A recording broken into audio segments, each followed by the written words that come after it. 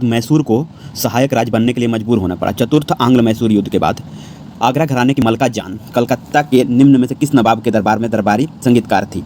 ये वाजिद अली शाह के दरबार में दरबारी संगीतकार थी। मलका जान को हम लोग गौहर जान के रूप में भी जाना जाता था, जो अति सुंदरी थी। और मलका जान आजमगढ़ में जन्मी हुई थी और आगरा में उन्होंने उस्तादों के बीच में पढ़ाई की थी और वाजिद अली शाह के दरबार में दरबारी संगीतकार थी। निम्नलिखित में से किसे मुगल सम्राट द्वारा बुरहान उल मुल्क की उपाधि दी गई? बुरहान उल मुल्क की उपाधि सआदत खान को दी गई थी। भारत के इतिहास के संदर्भ में निम्नलिखित कथनों पर विचार कीजिए। निजाम उल मुल्क आसफ जाह ने हैदराबाद राज्य की स्थापना की। बिल्कुल सही है। उन्होंने कभी भी खुले तौर पर मुगल बादशाह से अपनी आज़ादी की घोषणा नहीं की। ये भी सही है। तो दोनों सही है।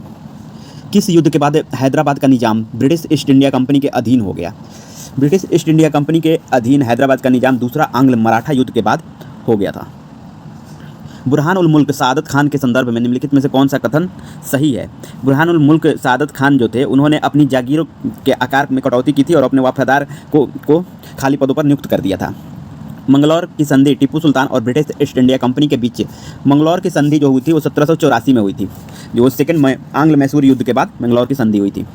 निम्नलिखित में बंगाल के गठन में किसकी महत्वपूर्ण भूमिका है? बंगाल के गठन में मुर्शिद कुली खान की महत्वपूर्ण भूमिका है और मुर्शिद कुली खान के बाद बंगाल का अली वर्दी खान ने वहाँ के नवाब बने। उसके बाद सूरजउदौला 1756 में बने और 1757 में प्लासी का युद्ध के बाद मीर जाफर को अंग्रेज़ों ने वहाँ का नवाब बनाया। निम्नलिखित में से कौन अली वर्दी खान की मृत्यु के बाद 1756 में बंगाल का नवाब? 1756 में अली वर्दी खान की मृत्यु के बाद सिराजुद्दौला बना था और इसके बाद मीर जाफर बना था अंग्रेज़ों की सहायता से।